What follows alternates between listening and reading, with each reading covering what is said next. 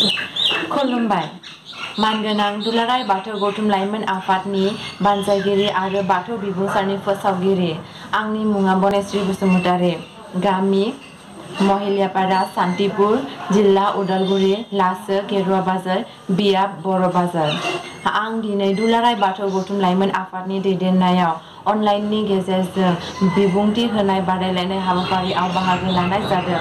आंनि बे बादायलायनाय हाबाफारिनि नैथि दिनखनाव खाफाल सायख'नाय आनजादनि गेजेरजों दैथायहरखानाय आयदायानो जाबाय बाथौ दुमनाय। जागायबाय। जों गोदो गोदायनिफ्रायनो मिथिखायोदि बाथौआ बर'नि मोनसे गुदि धोरोम।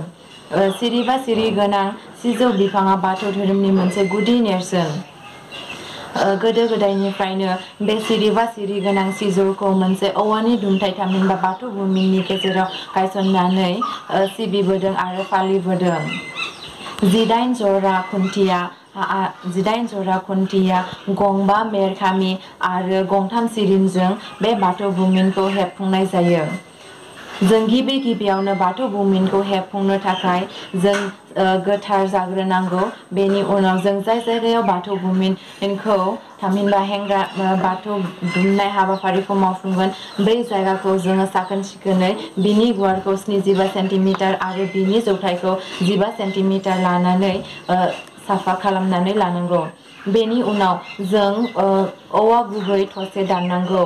बे बाथौ दुमनाय हाबाफारिखौ जोङो थसेल' औवाजों हेबफुंनाय जायो। बेनि गुबै ओंथियानो जादोंदि बे बुहुम बिखायाव आफा इसोर बोराइ बाथौआ सासेल' बेखौ फोरमायनो थाखाय जों थसेल' औवाजों हेबनाय जायो। बेनि उनाव जोङो गाहाय गुदियै जरा खुन्थिया 18 जरा खुन्थियाखौ जोङो 3 फुटनि जखा लानानै गाहायथिं फारनै खालामनानै लायो। बेनि उनाव गंबा मेर हेबनो थाखाय 1 इन्सिनि गुवार लानानै दानना लानाय जायो आरो गंथाम सिरिनखौ दाननानै लानाय जायो। बेनि उनावनो जों बे बाथौ दुमनाय हाबाफारिखौ मावफुंनो थाखाय जोंहा फारि फारियै माखासे हाबाफारिफोर थामहिनबा नेमखान्थि दङ। बिनि गिबि नेमखान्थियानो जाबाय जोङो जरा खुन्थिया थामहिनबा गाहाय खुन्थियाखौ थुनाय। गाहाय खुन्थियाखौ जोङो सिगांनि दरखंआव थुनाय जायो। बिनि सानजाहा जरा खुन्थिया गाहायखौ थुनाय जायो आरो बेनि खोला आरो साहा 8 जरा खुन्थियाखौ थुनाय जायो। बेनि उनाव जोङो गंबा मेर हेबनाय खामानिखौ मावनाय जायो। बेयो फारियै मोनबा बान्दो जायो। बेखौ जोङो दोरसि, जोनोम, हाबा, थैनाय, बोरायनाय आरो थैनायनि मुङाव हेबनाय जायो। गिबियाव जों दोरसि बिमानि गोरबोआव थानायखौ फोरमायो। बेनि उनाव नैथि बान्दोखौ जोङो जोनोमनि मुङाव हेबनाय जायो। बेखौ जों फारियै सेथिखौ खुग्लुबनाय, नैथिखौ खांग्रांनाय, थामथिखौ खुग्लुबनाय, ब्रैथिखौ खांग्रांनाय आरो बाथिखौ जोङो खुग्लुबनाय महराव हेबनाय जायो। जों बे गंबा खामि मेरखौ हेबखांनायनि उनावहाय जोङो फेरेंगा लानजाय दाननाय हाबाफारिखौ मावफुंनाय जायो। बे फेरेंगा लानजाय दाननाय हाबाफारिखौ जोङो गाहाय खुन्थिया 18 जरानि गाहाय खुन्थियायाव दाननाय जायो। बियो मोनसे भि महरनि सेप जायो। बेयाव गाहाय गोजौ आरो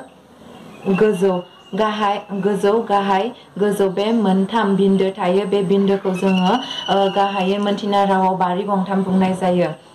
बेयो जाबाय जों बेखौ सासेआनो साथाम, बारि गंथाम, आफा इसोर गंथामानो सासे बेखौ फोरमायनाय जायो। जों बे बुहुम बिखायाव बे गंथाम बारिखौ जोङो जेरैखि जाया बारलांनो गोनां जायो आरो बेनि जोंखौ सामलायगिरिया सासेयानो।